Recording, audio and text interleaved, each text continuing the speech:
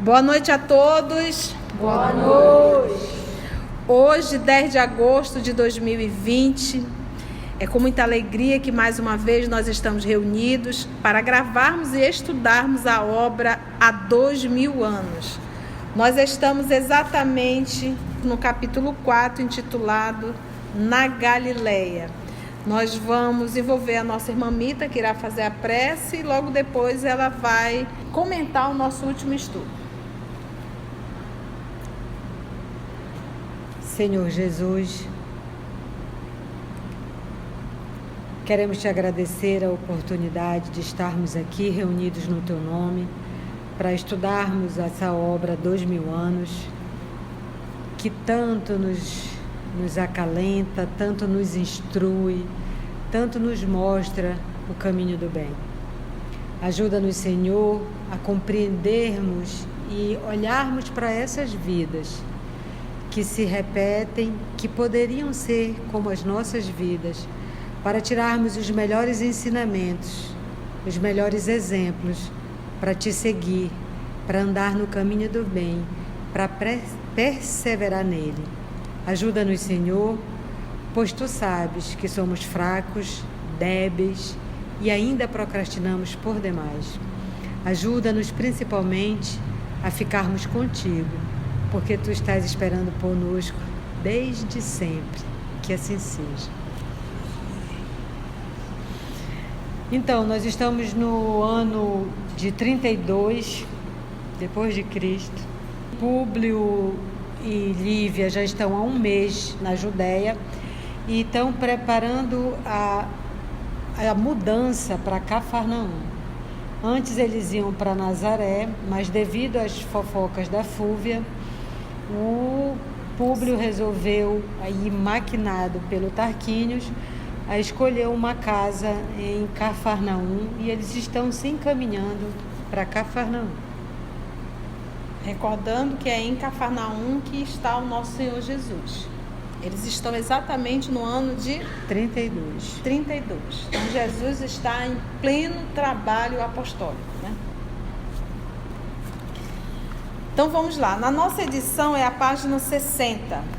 Teremos hoje, fazendo a voz do nosso querido Públio, o nosso amigo rei, Reinaldo, a voz do Sulpício, o Murilo.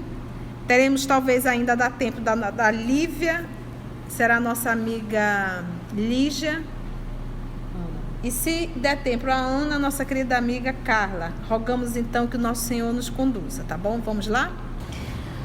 Uma vegetação maravilhosa e única, operando a emanação incessante do ar mais puro, temperava o calor da região, onde o lago se localiza muito abaixo do nível do Mediterrâneo. Então, eles já estão fazendo a viagem, a mudança para Cafarnaum. Essa família, a família Lentulus, estava na casa do tio do senador, ali então convivendo com a Fúvia, esposa do tio, ao qual nós já sabemos é amante de Pilatos e irmã de Cláudia, que é a esposa de Pilatos. Então, sair desse ambiente da convivência com Fúvia já é muito agradável, porque a presença dela é muito desagradável. Nós sabemos que conviver com uma pessoa desse nível, essa pessoa exala vibrações deletérias, que para quem tem uma certa sensibilidade não se sente bem. Então, eles já estão, graças a Deus, fazendo essa mudança e escolheram um ótimo lugar, Cafarnaum. Lembrando que já era a casa de um patrício, que o Sulpício alugou e direcionou, porque era uma casa de um cidadão romano também, de um patrício, então era uma mansão belíssima.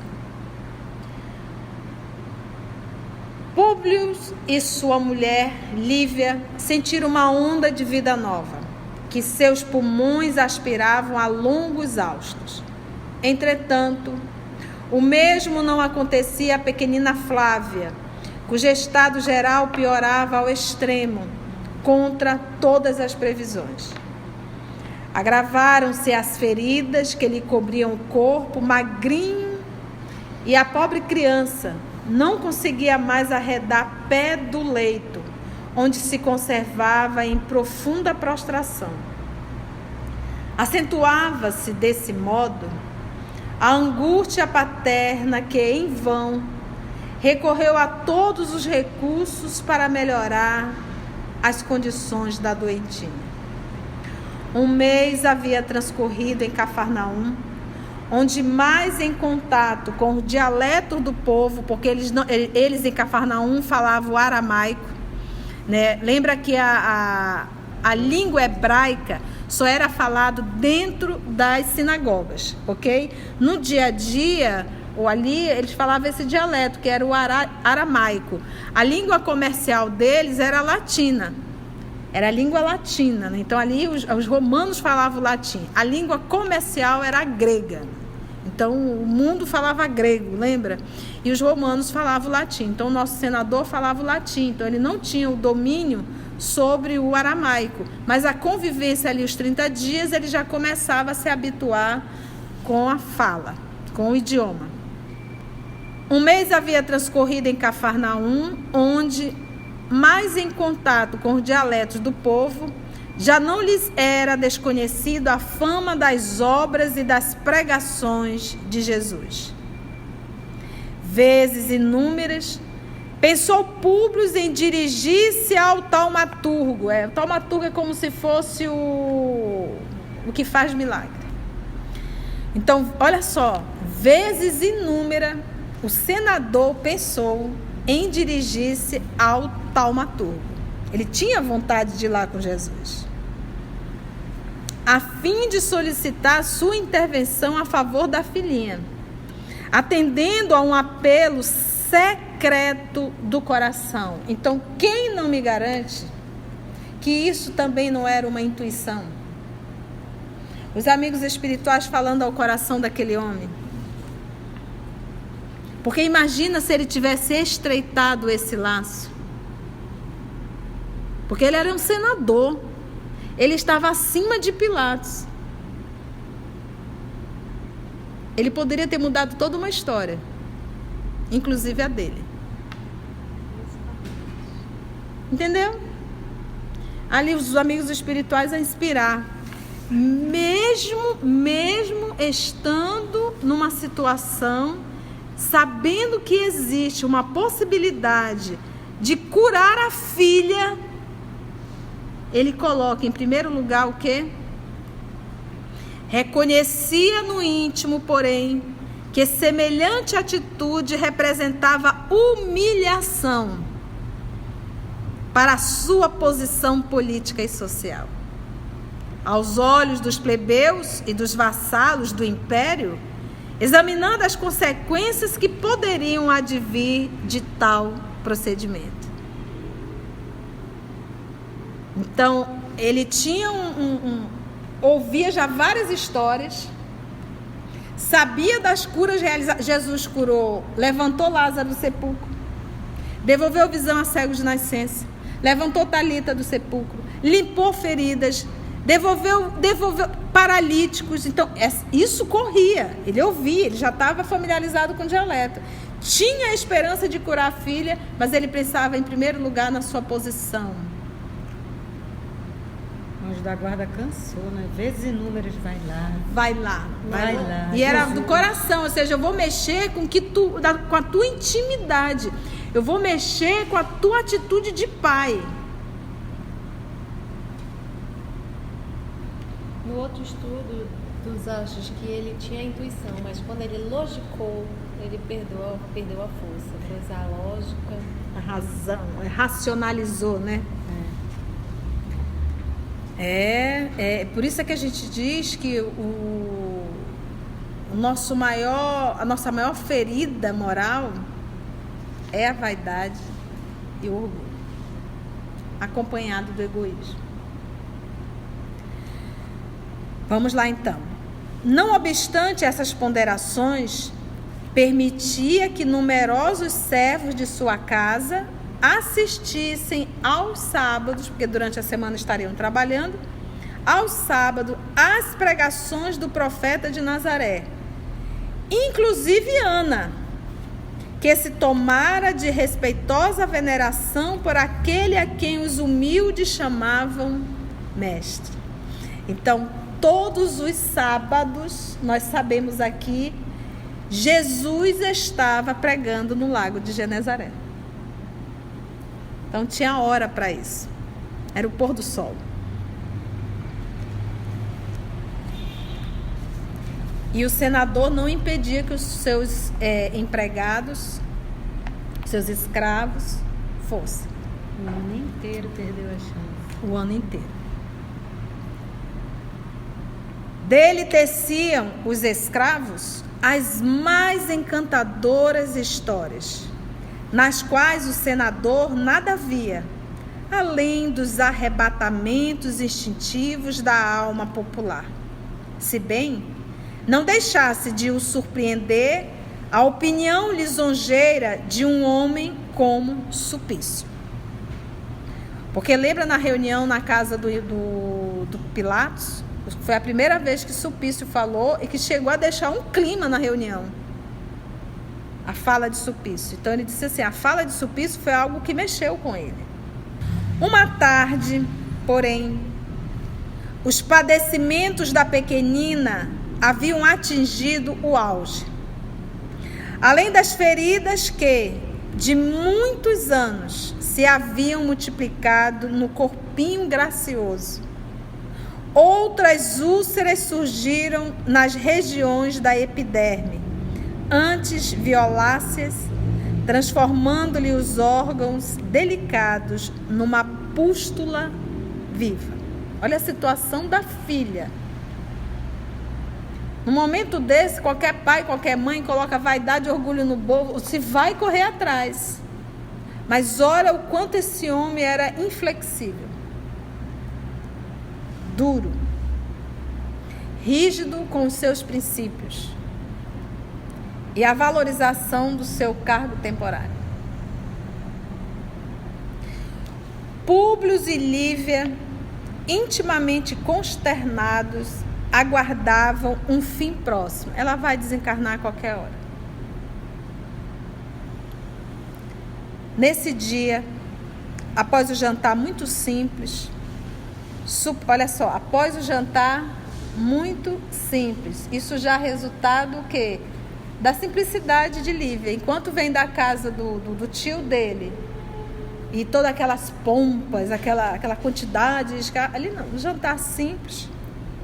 Sulpício demorou-se até mais tarde, a pretexto de confortar o senador com a sua presença. Lembra que Sulpício, vamos dizer assim, seria o responsável, na condição de um chefe da guarda, né, em atender todas as necessidades do senador. É assim que vamos encontrá-los ambos no terraço espaçoso, onde Públio lhe fala nestes termos: meu amigo, que me diz desses rumores aqui propalados acerca do profeta de Nazaré? Habituado a não dar ouvidos à palavra ignorante do povo, gostaria de ouvir novamente as suas impressões sobre esse homem extraordinário. Ah, sim. Diz Sulpício, como quem se esforça por se lembrar de alguma coisa. Intrigado com aquela cena que há tempos presenciei e que tive a ocasião de relatar na residência do governador, tenho procurado seguir as atividades desse homem, na medida das minhas possibilidades de tempo. Alguns compatrícios nossos o têm na conta de visionário, opinião que compartilho no que se refere às suas prédicas cheias de parábolas incompreensíveis, mas não no que respeita às suas obras, que nos tocam o coração. O povo de Cafarnaum anda maravilhado com os seus milagres, e posso assegurar-vos que em torno dele já se formou uma comunidade de discípulos dedicados que se dispõem a segui-lo por toda parte. Mas afinal, que ensina ele às multidões? Perguntou Públio interessado. Prega alguns princípios que ferem as nossas mais antigas tradições, como, por exemplo, a doutrina do amor aos próprios inimigos e a fraternidade absoluta entre todos os homens. Exorta os ouvintes a buscarem o reino de Deus e a sua justiça, mas não se trata de Júpiter, o Senhor de nossas divindades. Ao contrário, fala de um Pai misericordioso e compassivo, que nos segue do Olimpo, e para quem estão patentes as nossas ideias mais secretas. De outras vezes, o profeta de Nazaré se expressa acerca desse reino do céu com apólogos interessantes e incompreensíveis, nos quais há reis, príncipes e criados pela sua imaginação sonhadora, que nunca poderiam ter existido. O pior, todavia, rematou Sulpício emprestando um grave entono às palavras, é que esse homem singular, com esses princípios de um novo reino, avulta na mentalidade popular como um príncipe surgido para reivindicar prerrogativas e direitos dos judeus, dos quais talvez queira assumir a direção algum dia. Que providência adotam as autoridades da Galileia no exame dessas ideias revolucionárias? Vamos comentar aqui alguns tópicos do Sulpício, que é muito interessante. Vamos lá, vamos voltar aqui um pouquinho. Então, nós estamos aí no terraço espaçoso do senador. Sulpício está ali presente e o senador, mais uma vez, faz as indagações. Ele quer saber. Ele diz assim: meu amigo, que me diz aí desses rumores aqui propalados acerca do profeta de Nazaré? Habituado a não dar ouvidos à palavra ignorante do povo, gostaria de ouvir novamente as suas impressões sobre esse homem extraordinário. Na verdade, ele queria, lembra que ele está doido de vontade de ir lá com Jesus, pedir para a filha. Mas ele quer mais uma vez obter as informações. O Sulpício diz o seguinte, olha, porque aqui ele está falando, lembra que nós estamos no ano de 32, estamos falando verdadeiramente o que estava acontecendo em torno da pregação do nosso Senhor Jesus. Ele diz assim, olha, intrigado com aquela cena que há tempos presenciei, que tive a ocasião de relatar na residência do governador, lembra que o Sulpício estava passando, viu Jesus pregando, todo mundo, e ele olhou e ele disse que uma força incontrolável o fez ir e sentar. E ele disse que era como se ele tivesse ficado congelado, ouvindo aquele homem. Esse bem-estar que todos aqui estão sentindo é porque Jesus está em Cafarnaum. Quando as pessoas iam visitar Francisco Cândido Xavier, quando se aproximavam da casa da prece, sem ver o Chico, sentiam vontade de chorar. Imagina agora o magnetismo do Cristo. Então, Sulpício ia passando, viu Jesus falando, se Sulpício for um capelino, que há uma probabilidade dos romanos, ele já conhecia Jesus, porque Jesus falou com todos os exilados de Capela. E ele disse que uma força o fez ir e sentar. Era isso que ele estava retratando na reunião na casa do Pilatos. Ele diz assim, olha, então intrigado com aquela cena que há tempos presenciei e que tive a ocasião de relatar na residência do governador, tenho procurado seguir as atividades desse homem na medida das minhas possibilidades de tempo. Então Sulpício mexeu com ele, sempre que possível ele vai lá ouvir Jesus. Ele diz, alguns compatrícios nossos, romanos, o têm na conta de um visionário. Opinião que compartilhe no que se refere às suas prédicas, à sua fala, cheia de parábolas incompreensíveis. Parábola fazia parte do ensino daquela época. Por quê? Escrever e ler era para poucas pessoas, pouquíssimos. Então, todo o ensino era oral. E para que se fixasse a lição, se contavam parábolas. Só que o nosso Senhor Jesus, sendo mestre dos mestres, ele contava parábolas que, de certa forma, faziam uma ligação com o cotidiano, só que não eram parábolas para a horizontal, eram parábolas para um vertical, parábolas que exigiam um entendimento espiritual. E quando você está aqui realmente cego por conta da vaidade, do orgulho, você não consegue ter a sensibilidade de fazer essa interpretação e de mergulhar profundamente. Parábolas são textos vivos. Não existe uma interpretação única para uma parábola. É igual um mergulhador. Quanto mais experiente, mais profundo ele consegue mergulhar. Então, quanto mais evolução moral, quanto mais espiritualidade, maior o meu poder de interpretação de uma parábola. Então, ele coloca aqui que as parábolas era algo assim que o pessoal ficava... principalmente ele. Um homem extremamente terra-terra, né? Cheias de parábolas incompreensíveis. Até hoje a gente lê algumas parábolas de Jesus e a gente tem que verdadeiramente estudar, mergulhar, meditar e ver o que a gente dá conta de tirar. Mas não no que respeita às suas obras, que nos tocam o coração. Enquanto ele tem ensinos que a gente não consegue compreender tudo, mas as obras que ele realiza, essa toca o nosso coração, o sentimento. Isso fica marcado. E quando a gente estuda a obra Boa Nova, o nosso Humberto de Campos, ele vai constantemente retratar o olhar de Jesus. Constantemente, porque o olhar verdadeiramente, ele fala da nossa alma. O povo de Cafarnaum, que era uma aldeia pequena, aonde morava Pedro, na sua casinha, bem próxima ao lago. O povo de Cafarnaum anda maravilhado com os seus milagres. Então, gente, os milagres do nosso Senhor Jesus foi só para chamar a atenção e para cumprir o que estava no Antigo Testamento do que seria o Messias.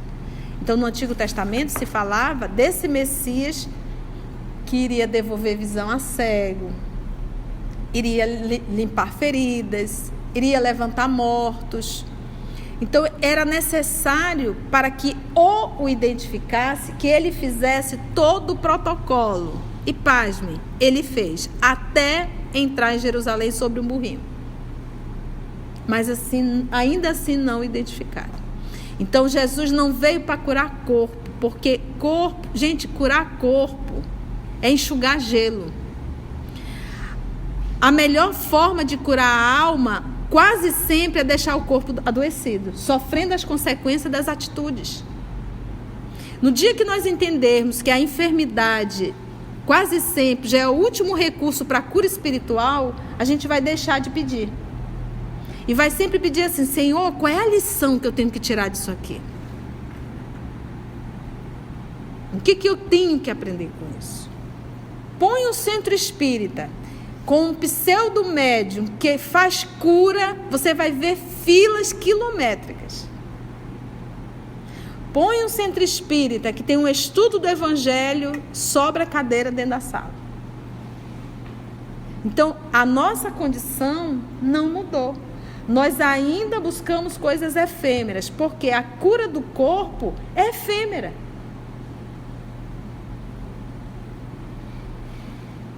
A cura da alma é eterna. Então, Jesus, tudo isso daqui, os milagres, isso aqui é material pedagógico. Isso aqui foi a forma de chamar a atenção de um povo. Mas Jesus não veio para isso. Tanto que quando ele curava, ele dizia: vá, não tornes a pecar, para que não te ocorra algo pior. Então ele diz assim: olha, o povo de Cafarnaum andava maravilhado com seus milagres, e posso assegurar-vos que em torno dele já se formou uma comunidade de discípulos, ou seja, de alunos dedicados, que se dispõem a segui-lo por toda parte. Para onde Jesus ia, aquela multidão ia junto. E aí o nosso senador disse: afinal, quem ensina a ele as multidões? O que ele ensina? prega alguns princípios que ferem as nossas mais antigas tradições, como, por exemplo, a doutrina do amor aos próprios inimigos. Tanto para os romanos quanto para os judeus isso feria bastante. Isso fere ainda até hoje. Amar o inimigo. Amar o inimigo, hoje a gente pensa em amor. A concepção na época é não revide. Porque para aquela época o inimigo era alguém morto. Eu vou te matar, eu vou acabar contigo. Eu vou te destruir. Então amar o inimigo é não devolva a ofensa. Não faça mal. Então isso era terrível. Alguém pisa no nosso calo, a gente já pisa de imediato. A gente continua sem amar o inimigo. Se a pessoa falar de um jeito torto, a gente já fica todo... Então não mudou. A gente só consegue fazer o bem para quem nos faz o aparente bem. A gente só consegue tratar bem a quem nos trata muito bem. Porque a nossa emoção ainda é uma massa de modelar na mão do outro. É como se nós fizéssemos aqui, toma a minha massa, a emoção, faça dela o que você quiser. Eu ainda não tenho essa maturidade emocional, esse domínio para permanecer em paz, mesmo com a perturbação do outro. Porque cada um dá o que tem. Se a pessoa agressiva é chata, é antipática, não vai fazer outra coisa, vai ser agressiva, chata e antipática. E eu vou deixar me contaminar com a chatice do outro? Eu vou adquirir a patologia do outro como se fosse um vírus?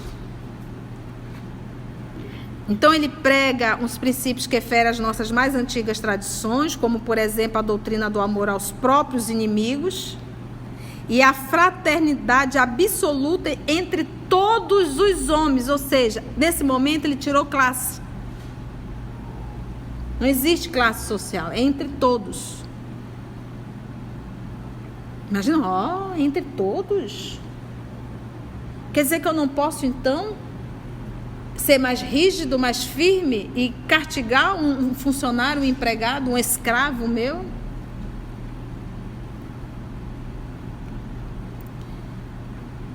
Exorta os ouvintes a buscarem o reino de Deus e a sua justiça.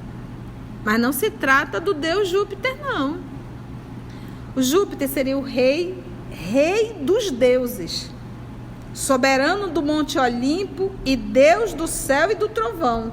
Corresponde a Zeus na mitologia grega, porque os romanos adoravam o Deus Júpiter, que era Deus dos deuses. Gente, só para a gente entender, o nome de Deus não se pronuncia. Então, Deus não é um nome. Nós não sabemos o nome de Deus, logo não se pronuncia o nome de Deus. O único movimento que nós fazemos é que Jesus nos ensinou a chamá-lo de Pai. Em verdade é Papai. Todos os outros deuses têm nome, Júpiter e por aí se vai. Deus não tem nome, não se pronuncia o nome de Deus. A buscarem o reino de Deus e a sua justiça, mas não se trata de Júpiter, o Senhor de nossas divindades. Ao contrário, fala de um Pai misericordioso e compassivo, que nos segue do Olimpo e para quem estão patentes as nossas ideias mais secretas. Deus, o nosso Papai, nos conhece profundamente.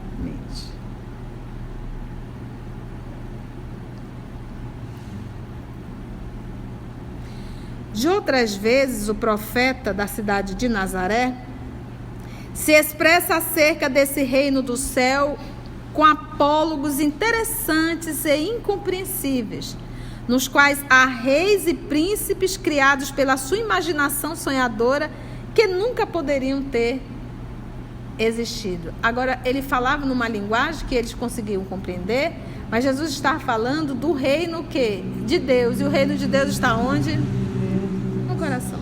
É dentro. Então, quando Jesus falava em reinado, o pessoal, uau! Então, Judas já se imaginava ao lado dele, né? Aí vem a mãe de João Evangelista e de Tiago Maior. Senhor, tu poderia colocar um filho meu na tua direita, outro na tua esquerda, no teu trono, no teu reinado? Então, Jesus falava e as pessoas achavam que ele estava falando realmente de um reinado transitório.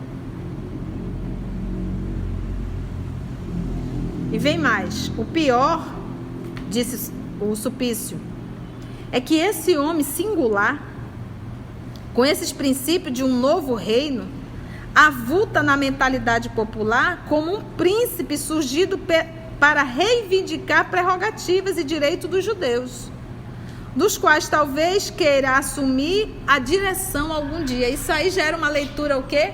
Deles. E quando Pilatos diz, tu é rei, Jesus diz, tu dizes. Eu não vim nesse mundo a não ser para dar testemunho da verdade. Aí quando Pilatos diz, o que é verdade? Aí Jesus ficou calado. Ele era a verdade e Pilatos não conseguia ver, explicar o quê? E aí vem então o nosso senador. Que providência adotam as autoridades da Galileia no exame dessas ideias revolucionárias? Obtemperou então o senador com maior interesse.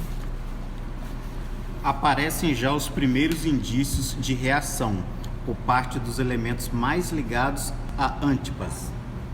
Há alguns dias, quando passei por Tiberíades, notei que se formavam algumas correntes de opinião no sentido de levar o assunto à consideração das mais altas autoridades. Bem se vê, Exclamou o senador.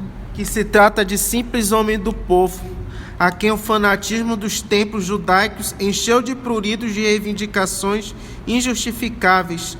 Suponho que a autoridade administrativa nada tem a recear de semelhante pregador, mestre de uma humildade e fraternidade incompatíveis com as conquistas contemporâneas.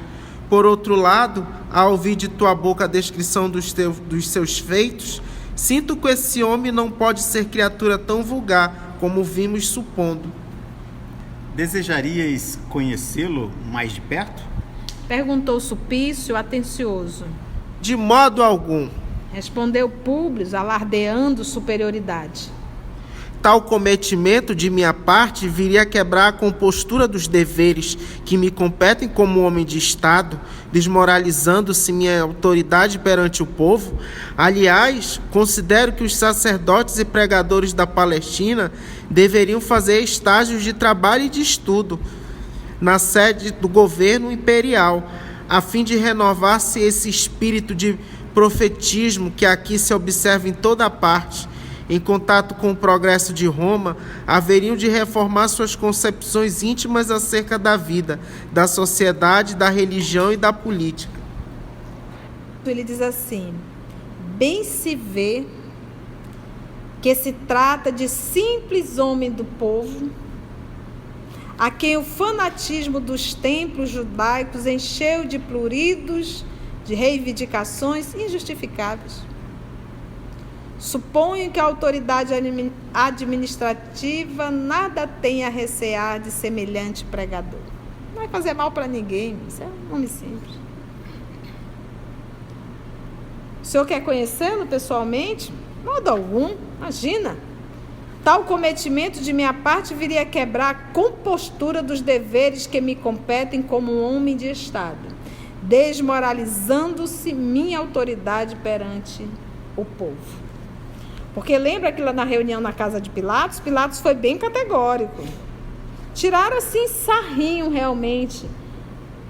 E ainda de cima começaram a tirar sarro do Sulpício. Mas vem cá, você se converteu a isso? Então, se fizeram isso com o Sulpício, imagina como que seria visto um senador.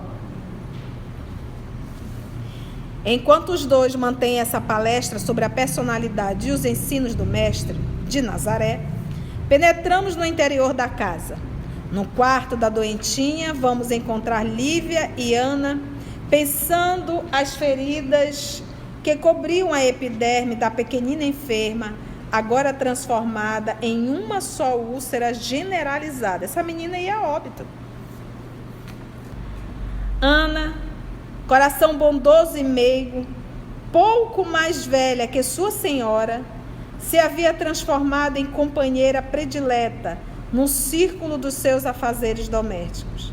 Naquele deserto de corações, olha, deserto de corações, ou seja, ela estava num lugar, inserida em um ambiente onde não havia sentimento. Deserto do coração, olha como Emmanuel escreve bem, hein? E a Ana é um pouco mais velha que Lívia. E outra coisa, como uma senhora pode se tornar amiga de uma escrava? Só um coração de Lívia. Naquele deserto de corações, era naquela serva inteligente e afetuosa que a alma sensível de Lívia encontrara um oásis para as confidências e lutas de cada dia. Ah, senhora! Exclamava a serva com sincero carinho a lhe transparecer dos olhos e dos gestos. Guardo no coração profunda fé nos milagres do Mestre, acreditando mesmo que se levássemos esta criança para receber a bênção de suas mãos, sarariam as chagas e ela ressurgiria para o seu amor maternal. Quem sabe? Infelizmente, respondeu Lívia com ponderação e tristeza. eu não me atreveria a lembrar dessa providência, consciente de que Públio haveria de recusá-la, dada a nossa posição social. Mas, francamente, desejaria ver esse homem caridoso e extraordinário de que sempre me falas. Olha só, então ela conhece muito bem o marido. E ela relata assim o desejo dela de conhecê-lo. Olha a diferença entre ela e o senador. Ainda no último sábado, senhora, Respondeu a serva, animada pelas palavras de simpatia que acabava de ouvir. o profeta de Nazaré recebeu nos braços numerosas crianças. Ao sair da barca de Simão, nós o esperávamos em massa para lhe beber os ensinos consoladores. Precipitamo-nos para ele, ansiosos todos de receber ao mesmo tempo os sagrados eflúvios da sua presença confortadora, mas nesse dia muitas mães compareceram à prédica, conduzindo os filhinhos que se confundiam em algazarra ensurdecedora, como um bando de passarinhos inconscientes. Simão e mais alguns discípulos começaram a repreender severamente os meninos, a fim de que não perdêssemos o encanto suave e doce das palavras do Mestre. Mas, quando menos esperávamos, sentou-se ele na pedra costumeira e exclamou com indizível ternura: Deixai vir a mim os pequeninos, porque o reino dos céus lhes pertence. Houve então prodigioso silêncio entre os ouvintes de Cafarnaum e os peregrinos que haviam chegado de Corazim e de Magdala, enquanto aqueles petizes trêfegos acorriam ao seu regaço amoroso, beijando-lhe a túnica com indefinível alegria. Muitas crianças eram enfermas que as mães conduziam às pregações do lago para que se curassem de mazelas antigas ou de doenças consideradas incuráveis. Gente, olha que coisa linda isso aqui, isso é detalhe. Eu me emociono tanto, olha. Sou apaixonada pelo Cristo. Ao sair da barca de Simão, então Jesus ia pescar, saía para pescar com eles, finalzinho da tarde. Isso no sábado, porque lembra que eles eram liberados no sábado, né? E nós o esperávamos em massa. Já tinha ali uma multidão em torno do lago, aguardando a vinda do nosso Senhor Jesus, para lhe beber os ensinos consoladores. Ou seja, porque o povo tinha sede, e gente, não mudou. Nós temos sede de evangelho, nós temos sede de Jesus, nós temos muita saudade de Jesus. Essa nossa angústia interna, esse nosso vazio, é saudade desse amor. Beber, olha como Emmanuel coloca. Precipitamos-nos para ele, ou seja, ele chegou e o povo vai todo para cima. Quem que não quer estar próximo de Jesus? precipitamos-nos para ele, ansiosos todos de receber ao mesmo tempo os sagrados eflúvios da sua presença confortadora. Todo mundo foi para cima e ele não ficou, ai, com tanta gente, faça aí um cordão de isolamento porque eu não quero. Não existe isso. Ele quer interagir. E todos queriam tocar nele. Mas nesse dia, muitas mães compareceram à fala, né? Conduzindo os filhinhos que se confundiam em algazarra. Menino faz barulho. Menino silencioso está doente. Ou é muito reprimido pelos pais. O normal é criança ser espontânea. Conduzindo os filhinhos que se confundiam em algazarra ensurdecedora, como um bando de passarinho inconsciente. Aí vem Simão e mais alguns discípulos e começaram a repreender severamente os meninos. Então não foi a coisa, oh meu filho, sente ali, não é. Saiu mesmo tocando os meninos de forma severa. A fim de que não perdêssemos o encanto suave da doce palavra de Jesus. Eu disse, menino, senta que tu vai atrapalhar Jesus. Jesus vai falar, né? Tá a multidão aqui. Mas, quando menos esperávamos, sentou-se ele na pedra costumeira. Jesus tinha o hábito de falar sentado. E as pessoas se assentavam também ali.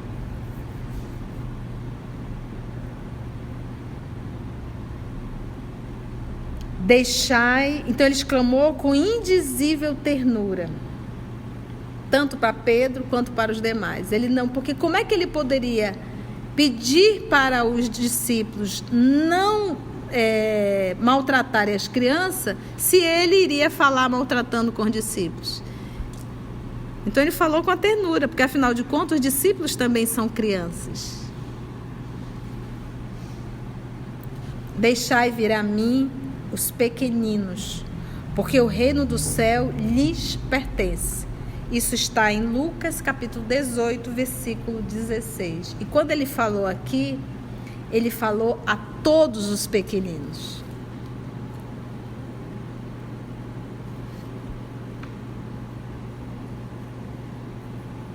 E aí houve um prodigioso silêncio entre os ouvintes de Cafarnaum e os peregrinos que haviam chegado. Então vinha gente da aldeia de Corazim, da aldeia de Magdala, daí Maria de Magdala, que foi uma das que foi convidada para ir assistir essa prédica. Enquanto aquelas crianças danadinhas acorreram ao seu regaço amoroso, beijando-lhe a roupa, a túnica, com a indefinível alegria. As crianças correram para ele e foram beijar, porque era de costume, né? Esse movimento, e beijavam as roupas. Isso aqui sempre me lembra, quando eu evangelizei crianças, há muitos anos atrás, eu estava com aproximadamente 12 a 13 crianças. E aí eu disse, vamos fazer meditação, vamos visualizar, vamos, eles adoravam. Eu digo, então vamos para o rio, vamos tomar banho no rio. Aí eu olhava para as crianças, eu abria os olhos assim, ficava olhando, eles estavam tudo assim, ó. Criança faz... Aí eu digo, vamos mergulhar, joga água para cima. Então soltei os meninos no rio, né? Não ia afogar mesmo, né? Porque estava só em espírito. Aí eu disse assim, agora vamos voltar para a areia, porque a gente vai receber um visitante. Vamos receber um visitante, um grande amigo que nos ama muito. Aí eles não abriu os olhos não, eu digo, e lá está chegando. Aí eu ia retratando o cabelo, a roupa. Eu disse, gente, é Jesus, vamos correr e abraçar Jesus. E eu visualizando também junto com eles, e eu já imaginava as crianças correndo e ali abraçando as pernas de Jesus, e Jesus acarinhando a cabeça de um, acarinhando a cabeça de outro. E aí quando terminou tudo, aí eu disse, aí vocês abraçaram Jesus? Abraçamos, tia. Mas me conta, como é que foi esse abraço? Jesus estava em pé, vocês abraçaram na perna? Gente, todos. Disseram, não, tia. Não, como foi? Ele se abaixou e nos abraçou, sabe? Todos, eu me emocionei bastante. Jesus, não, porque é indiferente quando você abraça uma criança de pé, né? Passando a mão na cabeça assim, né? Não, ele se abraçou, ele desceu, se ajoelhou e ali abraçou a todas aquelas crianças. Então, a criança ela tem uma sensibilidade maior entender, para sentir esse magnetismo que faz com que elas se sintam seguras, confiantes. É esse o amor do nosso Senhor Jesus. E as crianças não ficarem quietas, como diz aqui, houve um silêncio total. O que me contas é de uma beleza edificante. Exclamou Lívia, profundamente emocionada.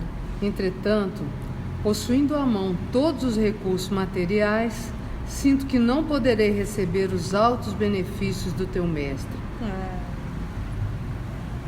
E é pena, senhora, porque muitas mulheres de posição o acompanham na cidade.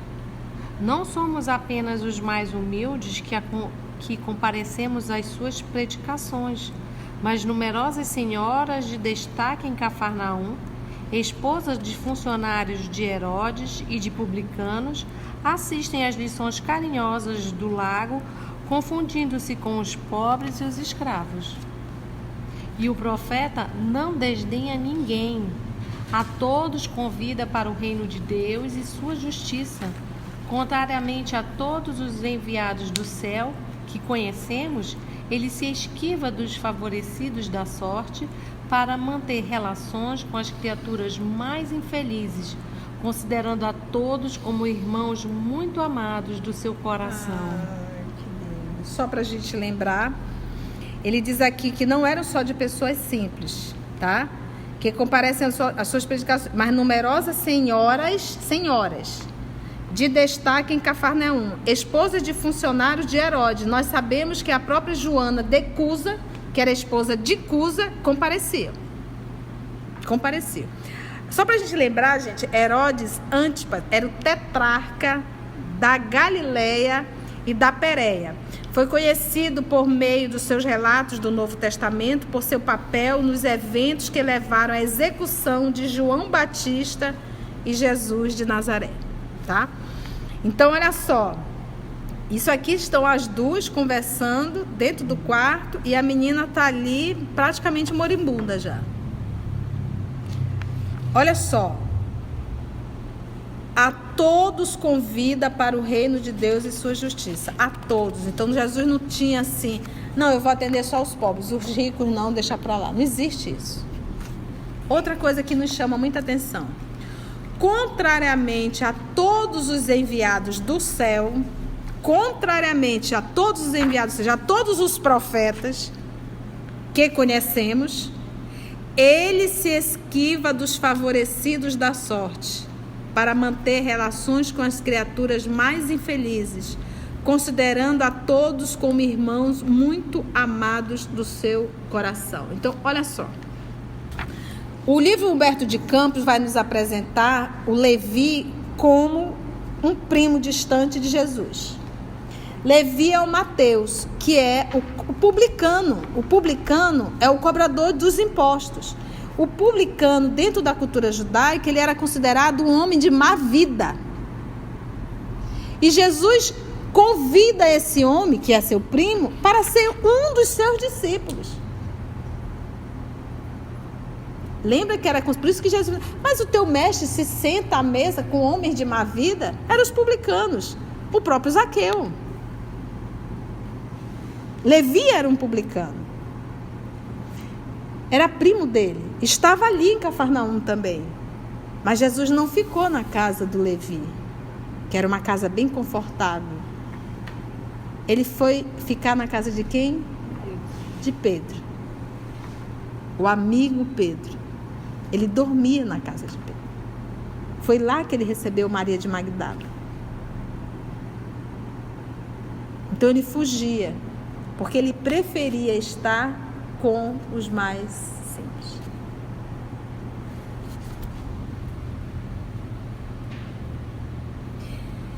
Lívia escutava a palavra da serva com atenção e embevecimento.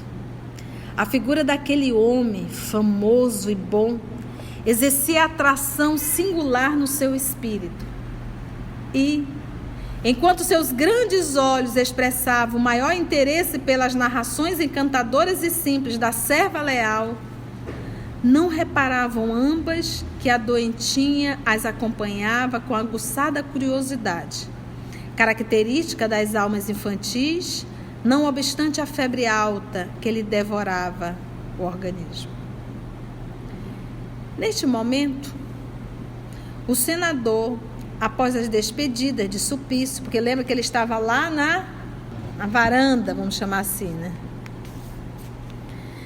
Neste momentinho, o senador, após as despedidas de... É a primeira vez que a menina Flávia escuta falar de Jesus? Sim. Não. Tá o maior burburinho nessa casa. Não, e lembra qual foi a primeira vez que ela ouviu falar de Jesus? Foi na casa de Pilatos. Ela estava lá. Ela estava na festa. Lembra que ela estava... Inclusive, a Mano diz que ela ficou de olho esbugalhado ouvindo aquilo. Porque a Lívia levou a filha até mesmo como um escudo para evitar as investidas de Pilatos, que ela já tinha percebido. E a menina estava ali ouvindo também. E lembra que a menina tinha lepra. Não tinha cura. Após a despedida de Sulpício, busca o apartamento da pequena enferma, satisfazendo a sua ansiedade paternal. Diante dele, calam-se as duas mulheres. Entrou o senador, né? Então, situação da época, né? Diante dele, calam-se as duas mulheres, entregando-se tão somente aos afazeres que as retinham junto ao leito da pequenina, agora gemendo dolorosamente. Públio Lentulus debruçou-se sobre o leito da filha, com os olhos rasos de pranto. Brincou com as suas mãozinhas mirradas e feridas, fazendo-lhe festas, com um coração tocado de infinita amargura. Filhinha, que queres hoje para dormir melhor? Perguntou com a voz estrangulada, arrancando lágrima dos olhos de Lívia. Comprar-te-ei muitos brinquedos e muitas novidades. Dize ao papai o que desejas. Copioso suor empastava a saliência ulcerosa da doentinha, que deixava transparecer angustiosa ansiedade. Notava-se-lhe grande esforço, como se estivesse realizando o impossível para responder à pergunta paterna.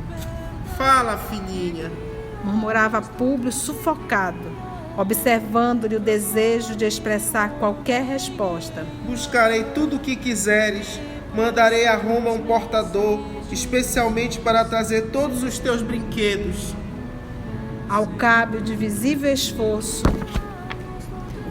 pôde a pequenina murmurar com voz cansada e quase imperceptível: Papai, eu quero o profeta de Nazaré.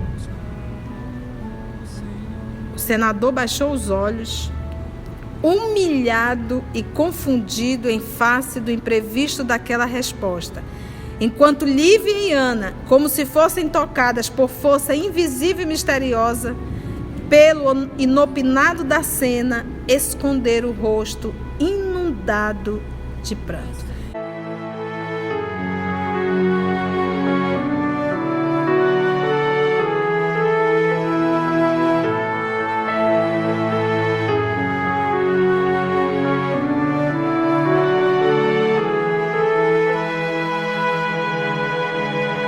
Mestre Jesus, neste momento elevo meu pensamento com palavras simples do coração, faço a minha oração e peço pelos meus irmãos que estão a sofrer na escuridão, e que possamos ter a compreensão de amar o próximo e dar o perdão, e que a luz do grande Criador transforme o homem em amor, e que possamos, Mestre Jesus, sermos como o Senhor, e que a luz do grande Criador transforme o homem em amor, e que possamos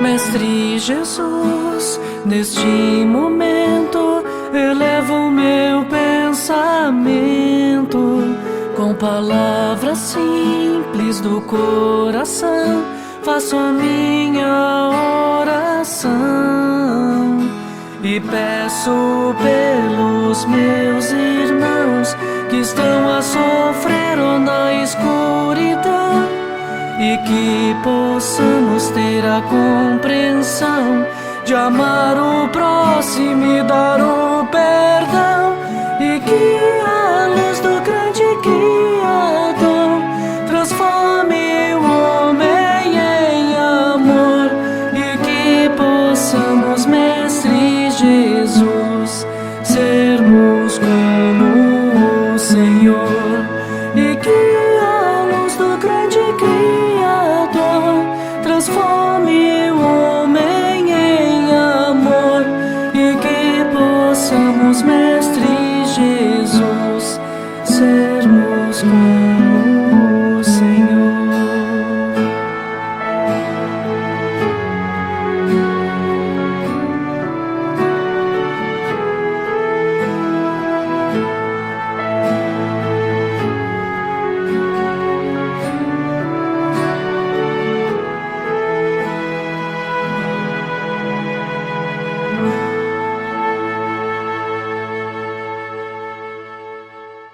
Amor de nossa vida,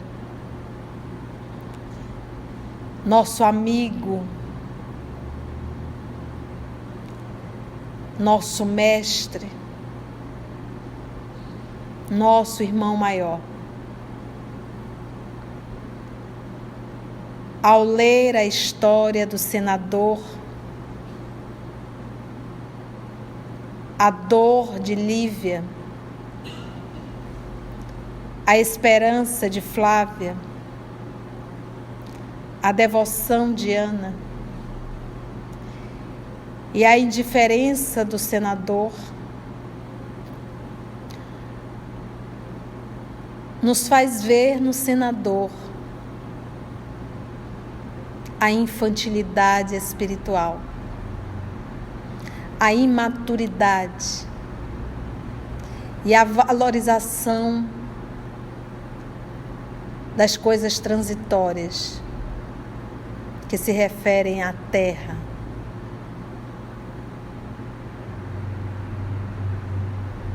Mas nós, Senhor da vida,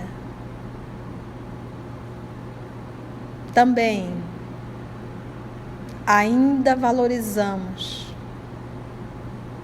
muito mais as coisas da terra do que os tesouros do céu.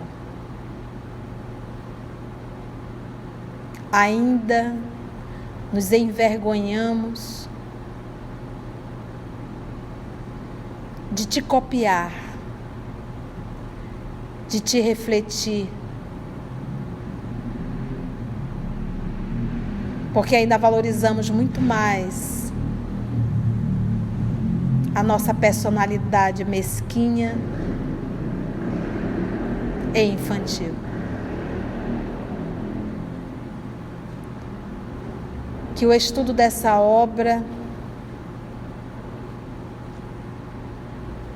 possa mexer com o nosso mundo íntimo e nos fazer, de certa forma, identificar em nós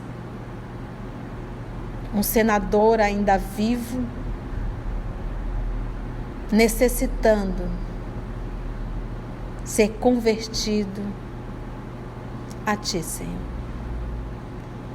Muito obrigada por esse momento de estudo, oração e reflexão. E que nós possamos voltar ao nosso dia a dia, à nossa lida do dia a dia, ao nosso lar, levando daqui todos esses ensinos. Obrigada, mestre. Obrigada, amigos espirituais que aqui estão. E agradecemos infinitamente ao nosso Deus Pai Criador. Muito obrigada, Senhor.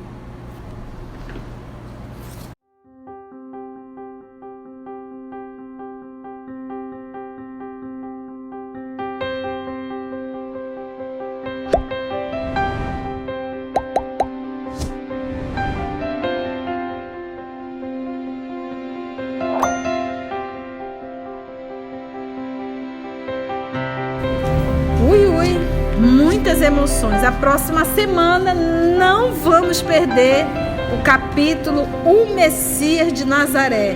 Vamos então... Gente, essa é a parte do livro para essa pessoa que vos fala de maior emoção. O Messias de Nazaré. Foi bom, gente? Muito bom, né?